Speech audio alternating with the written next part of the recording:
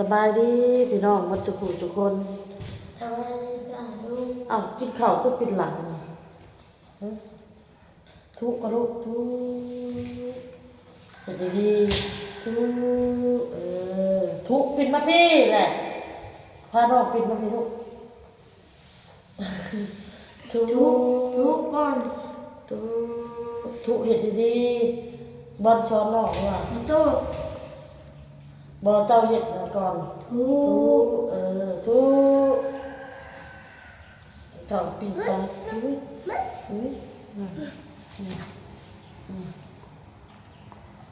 เสียงมันตอบเนาะเสียงน้องมันตอบประมาณพี่น้องไปแล้วมันก็ทนขำเลยคันสิไปผักเอาโต้นอนพี่น้องวางแรงก็ยังบอลก็ยังบอกในคู่ก็ได้แม่ขน้อยไปเวียกแม่ขน้อยเลิกไปพาไปเมื่อวานนี่ค่ะมีแต่ว่าแม่ขน้อยเลิกเรียนตอนแรกแม่ขน้อยจะมาหักแม่ขน้อยจะมาหักแล้วแม่ขน้อยจะพาไปตัดผมเลยใช่พ่อลูกจะค่ายดิเดี๋ยวสิค่ายเลยเห็นบอกเด็กเห็นดิค่ายบอกมุมเข่ามาเดียวแล้วก็ค่ายเจ็บกินเทละคำเอาไปพอมาปัดเลยลูก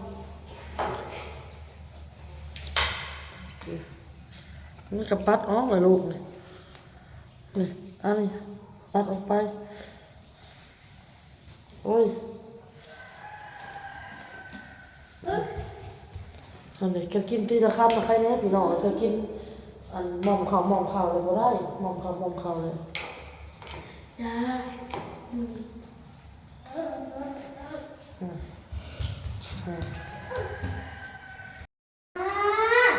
มาน้องมากินข้าวบ่เต้เป็นกะว่าซีเจ้ให้เมียนช้างเพิ่นเว้าหายันน่ะเครื่องเขากันเครื่องเขามื้อแรงนี่น่ะบ่ได้มาเพิ่นเว้ากันเครื่องบ่เข้าแล้วเพิ่นสิมาสนองก็โทรมาเพิ่นว่าสิมานอนพี่กะยังบ่ทันได้บ่ได้มาดอกมื้อนี้เพิ่นโทรมาบอกแล้วเพราะว่าอิหยังแม่ค้าที่รับมะม่วงไปขายน้ำเพิ่นน่ะยังบ่ทันได้โทรมาให้คำตอบพี่น้องโทรมาให้คำตอบแล้วเพิ่นจังสิมีเงินก็พอเฮ็ดอยู่พี่น้องพอลงทุนอยู่กินเทอละคำลูกกินเทอละคำดื้อเลยพี่น้องขอโทษใช่อะไรวะพาก็ตื่นนอนเลยพี่น้องเลยพาก็ตื่นนอนถูงานถูซานได้เรียบร้อยพี่น้องล้างถ้วยเมียนสิ่งไก่มาใส่มาตัวใดบ่ว่ามันไหลบ่มันไหลบ่มันกินไก่ตายโอ้ยเอามันเล็กคีบโยนถิ่มผักหัวมันไรโยนถิ่มขามหัวรัวเล็กคีบให้มันเล็กคีบค่ะไก่เขาก็แหละบ่แม่นไก่เฮาดอกลูกอ้ำ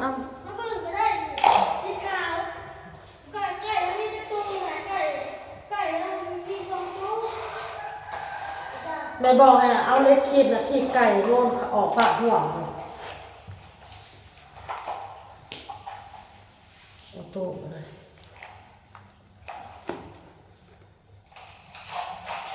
มาแรกเราจะกินมกปลาอันเก่าพี่น้อยมกปลาเทียนอ้นเห็ดอะไรเพราะมันยังอยู่นี่ก็ยามแรงๆพี่น้องหลังจากป้อนข้าวลูกแล้วเรียบร้อยพี่น้องตะเวนจะตกดินแล้วพี่น้อง6 โมงนะพี่น้องเด้อ6 โมงอันนี้ลูกก็ได้ไม่ทอมอนไปครัวปลาให้พี่น้องจะไปครัวปลาให้เราลูกก็ได้ก็พี่แหละไปเอาเกิบอยู่ท่านไม่เท่าน้อยเลยเกิบน้องอยู่ท่านไม่เท่าน้อย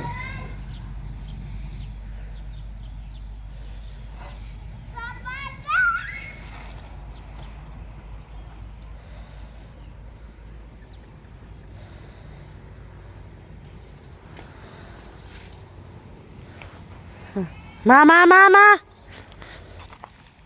ไปเพื่อนทำมอนปะอุ้ย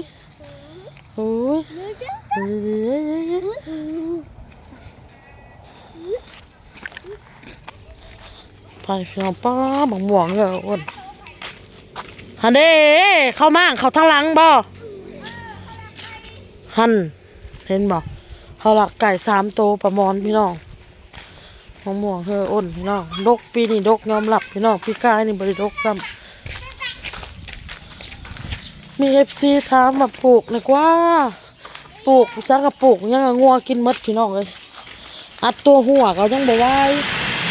มันเข้าได้หัวเฮามันบ่ดีลิ้นจี่มักม่วงเฮาก็ปลูก2-3 กกตายหมด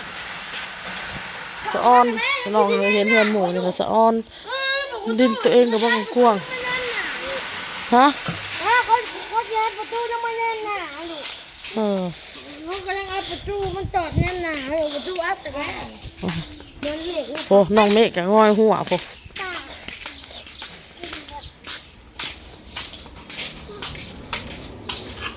สาวสวนแตง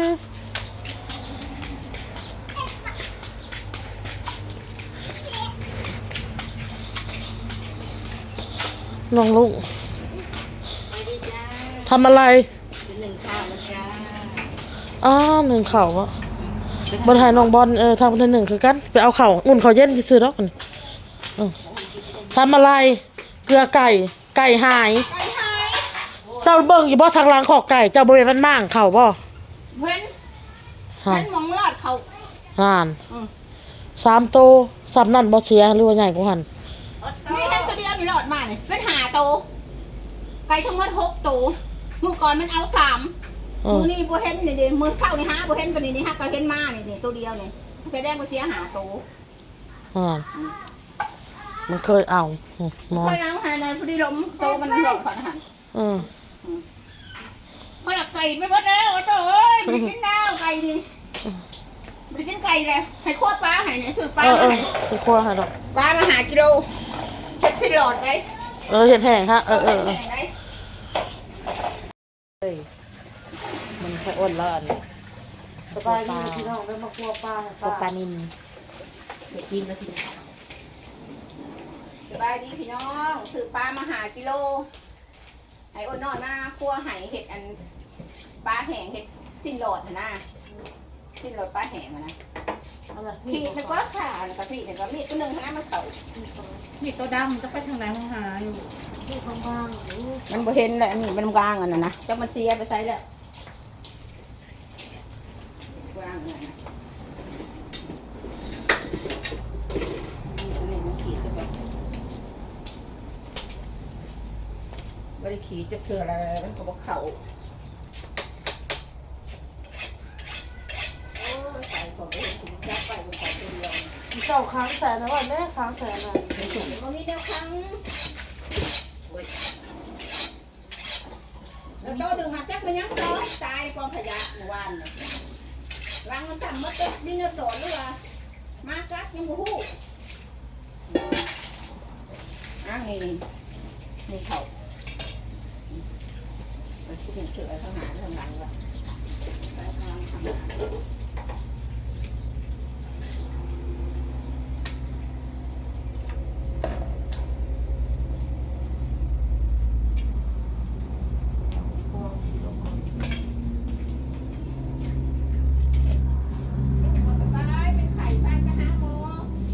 บอก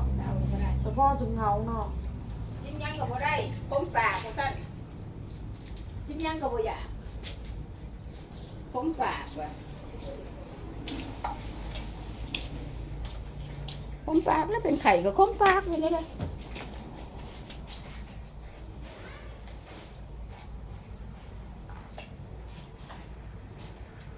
พอเห็ดพอเป็นขนแหลมเห็ดสิ้นแห้งเห็ดปลาโหลดทั้งสิ้นโหลดนะเขาเป็นเห็ดถ้าเบิ้ลโน้เราเห็ดผักต่างมันก็ต่างหากสิ้นมันก็ต่างหากต่างมันก็ได้มาต้มให้มาก็ได้ทอดกรอบๆมากินกับตำมะฮุงกับแซ่บต่างมันฮะทอดกรอบๆกินกับตำมะฮุง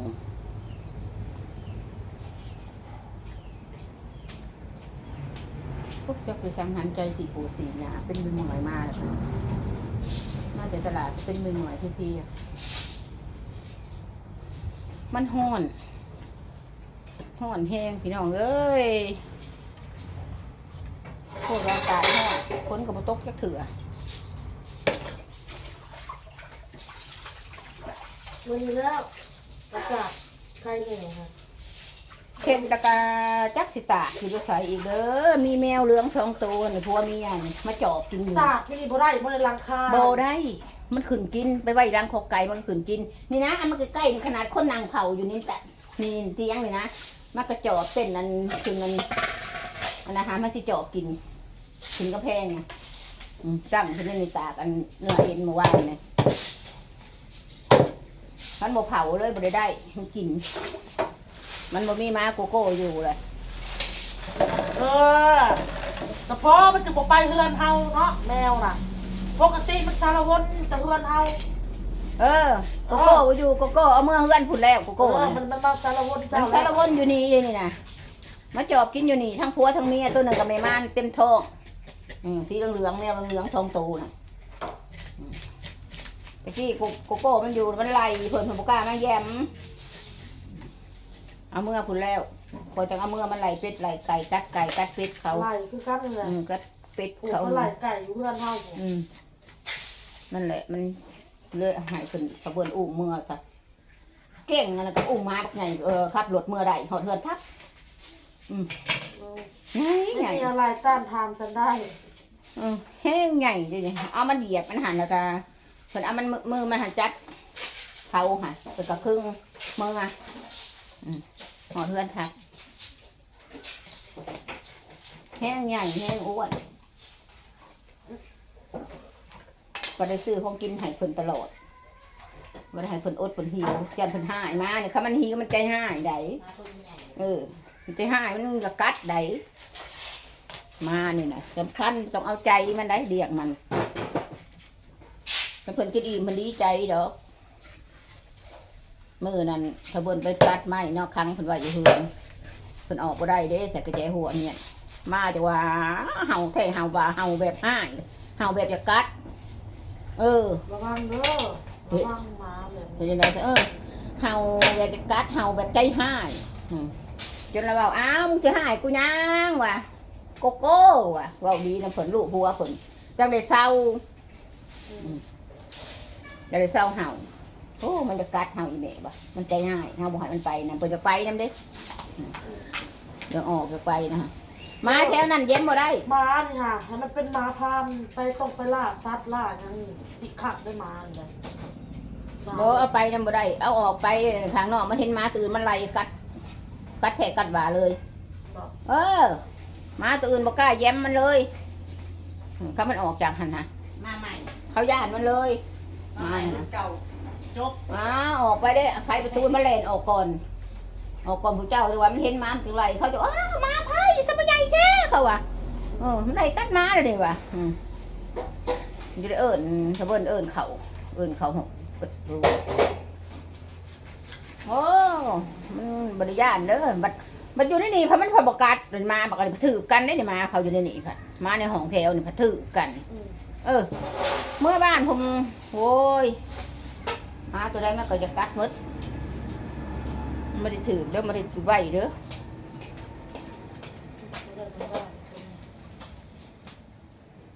ขอไปเห็นอะไรไก่ขอมาเห็นตัวเดียวนี่เห็น ห มา ลังจอบแล้วให้เก็บเงินบ่มีตาย เห็นมาตัวเดียวนี่แล้วทำคนนี้เลยคนไปน้ำกันเคยไปน้ำกัน มันเป็นโศกเลยมันเป็นอย่างนี้มันบังมดนะปอกไก่เข้ากระบังเอา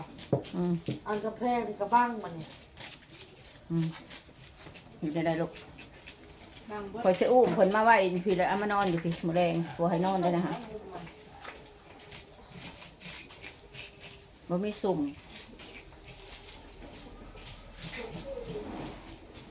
เมื่อคืนเนี่ยคอยเนื่องเบิ่งยูยังขบจน3 โตกับถูไงตื่นมาเมื่อเช้ามาเกลือแล้วพอเห็นบาทเนี่ยบัดบ่ายมาพอเห็นตัวผูไงเป็นยังอ่ะเอาให้ทุกให้นะตลาดไปตลาดเอ็กให้แล้วใช้สั่งเด็กๆเอ็กโอ้ยตุ๊บเป็นมา ล่มลงและว่าสันค้าเด็กๆเป็นเกล็ดแตก ลูกเบิ่งนอกมานี่เป็นยังลูก เป็นเกล็ดแตกเลย แม่กลัวป่าลูกโอ๊ยแม่แพ้คือเพื่อนอุ้ย อันน่ะเอามาเกี้ยงในห้องนะมาแกะให้น้องกินเนี่ยไปโต๊ะก็เอาหน่วยหนึ่งมาแกะให้น้องหน่วยหนึ่งซื้อมาให้นางลุงก็กินมาเกี้ยงก็แห้งคมปากเปรี้ยวคมแล้วเปิดกินอีหยังจิบคมปากคือขนมมาให้ก็ไปกินนะขนมมันแซ่บขนมมันนะอ๋อเขาให้กินน้ำเย็นมาให้กินเย็นๆก็ถอดชิ้นของว่าเป็นชิ้นกินน้ำยาไปกวดเลือดนั่นปกติแต่พอให้กินน้ำละลายยันเลือดเหนียวคนขี่แขะยาก็เลยอุ๊บคนขี่แขะยานี่น่าเศร้าเลยนั่นแล้วก็จะให้เขาซักให้ลืมซักแต่ผมคิดว่าเขาว่าบอกกินได้ยามนี่ให้เขาซักยาให้ก็ดีไปมือเศร้าคนขี่แขะยา บักบอลเด้อบ่แขกเด้อบักบอลย่าน6 เม็ดก็หมด6 เม็ดโลดเม็ดจ้ะ คอยในเรื่องกินเนี่ยคอยแขกที่สุดแขกยาแต่ว่าเขากินหยังกินเพื่อว่าคอยเสียเงินกินคอยคิดเนี่ยนะคอยเสียได้เงินเขาซื้อเขาว่างหามือเขากินมัดหามือว่าง10 มื้อเขากินมัด10 มื้อ เสียดายเงินแบบ นะ กินเพราะเสียดายเงิน คอยได้นั่นเลยคอยบ่ได้ถิ่มเลยยาวงอกัน เฮ้ยทองปุ้ง เขากินให้หมดเลยได้คอยอยากดีเหมือนยังดอกแม่ได้ว่าเศร้าเจ็บเศร้าไข่นอกจากเฮาสบายเบาต้นกระโตแล้วเฮาบ่เป็นยังได้จัง2 3 มื้อแล้วบ่กินก็ได้นะถ้าว่ายังมีอาการแบบเจ็บหัวแบบมีรู้สึกว่ามุกอยู่หั่นก็ต้องกินอันนี้ต้องกินน้ำอุ่นใส่เขาบอกให้ต้มน้ำอุ่นนะเอาน้ำไปกดน้ำใส่หิวมาเสียจะต้องกินน้ำอุ่น บ่เฮ็ดลูกบ่เฮ็ด ไปไหมน้ำมันมืดเลยในกระ ก็ ติ ละ ก อ้าย นะ ไปซะละ ไปเปิดไข่ญี่ปุ่นดิบใส่ญี่ปุ่นโลด โอ้ยบ่เฮ็ดมือตะตุ่มลงมาบ่เฮ็ดข้าวลูกบ่เฮ็ดอุ้ยอย่ามาอุ้ย กินน้ำอุ่นเจ็บคอกินน้ำอุ่น อย่ามาอุ้ย ต้มยาหอมไปเอานะ เลยใส่แกะให้น้องละบ่ถ้าบอลไปใส่ละอ้ายนะ ลูกบ่เฮ็ด มัน บ่ หา เอา บ่เห็นมันกระดิ่งมันแบบยืดกับไป มันหายังบ่เห็น มันเที่ยว อ้าวคือว่าบ่เห็นทงมาเกียงในประตูทางเขาเลยก็บ่เห็นมันไปหาอยู่ไสไม่ใช่อยู่ที่ไสนี่ว่าบอลฮะจะไปหาอยู่ไสมาเกียงนะจะไปหาตู้เย็นบ่หรือจะไปหาอยู่ไส เบิ้ลได้ไหมครับให้ มาเกี้ยงด้วยในประตูทางเขาเนี่ยมาแก้ให้น้องกินทำไมอ้าวเขาบอกเอาเกี้ยงมาแก้ให้น้องกินคุณมันปรีแก้มาเกี้ยงเนาะมันเห็นมันปรีแก้มาเกี้ยงเห็นปัดอันนี้มันหกแล้วก็แก้ถิ่นตาบมันคุณอุ่นโนดเขาเย็นนะอุ่นมดนะ ชอบอุ่นมั้ย อย่าให้บักบอลเมืองเขาอุ่นใส่กันอยู่ ไปเลยไหม แม่บ้าน เมื่อเอามาอุ่นใส่กันนะบอลเมื่อเขามาอุ่นไหมลูกแล้วมันเอายังไปถิ่มแล้วคนมันหายแล้วปะกันนะ เจ้าโทรมากอยู่นั่น นมเบิ่ง มันตีกัน เบิ้งมันเห็ดหันมันอาละวาดเด้อ ไผ โตได้ อ้าวแต่เท่าไม่เคยเลยอะไรวะถิ่นโตถิ่นต่างใส่ก็หายก็หายอย่างกองอย่างกองนมบนถิ่นนะเก็บแน่ ตีรอดตีรอดแน่นเราบอกเขาฟังตีรอด กองนม ตีรอดแน่น หายถิ่นโตถิ่นต่างยุ้มข่อยชิว่าบ่มวานกูเจ็บเบ็ดเล็บมันถึงหน้าผากก่อนมันเจ็บในเศษยุ้มไปหัวดึงผมมันเห็ดป้าจะเค้งเอาแม่ฆ่าคนละนี่วะเขาไปแพร่มันยุ้มขึ้นด้านหลังมันก็ยุ้มผมยุ้มยิกตีหนาตีตาก่อนมันเห็ด งามหาเนาะ งามมันหายใจบุดีจังเป็นอย่างเงี้ยเปลี่ยนไปแหละเคยก็ซ้อนถึงแม่เพิ่นพังสิเมื่อแหละมาเอาลูกเจ้าค่ะคนสิเมื่อนอนอยู่เฮือนเขาก็เอาลูกมานอนเฮือน เจ้าบ่เฮ็ดบ่เสียงเฮากับลูกเฮากะกะเจ้าได้ยินอยู่บ่ จะไปใช้เหมือนอยู่เฮือนมัดมือบ่มันนี่หรือว่าใช่ มื้อนี้ มือนี่ ไปอยู่เฮือนแล้วเนี่ยซิ่งล้างถ้วยล้างพวง คือมิดสมอเยอะงัวจนว่าเขาไปเพื่อนขอเพื่อนครัวตายขี้กระเบื้องเลยคนมันกินไปเด็กไปงัวมดละบ่นะ เมื่อวานนี่เขาไปเอาหมกม่วงเมื่อวานนี่ มือนี่ขอให้นั่งคิงไปไล่ออกไปยังบ่อัดตูหัว เมื่อนี้เขาไปซะว่ามีไปเรียกก็ไม่เท่าน้อย เอาแล้วขอยว่าผู้เจ้ามันไปใช้เพราะว่างัวเขาเต็มเลยมื้อเช้านี่ฮะไอ้คิงไปไล่ออกเพราะว่ามดระบอกผิดประเด็กไปงัวแทนเกลือเกียมันเห็นก็กินมดได้งัวน่ะนี่เกลือมันก็กินเกลือได้ นี่คือคนน้องเขาหอมอยู่บ่แม่ ฮะ นี่คือเขาคนน้องเขาหอมอยู่บ่ ก็เดี๋ยวเอาออกมาเนี่ยเจ้าขวดนม เอาพี่น้องคลิปมันสิยาวเด้อพี่น้องลาไปก่อนพี่น้องสบายดีบาย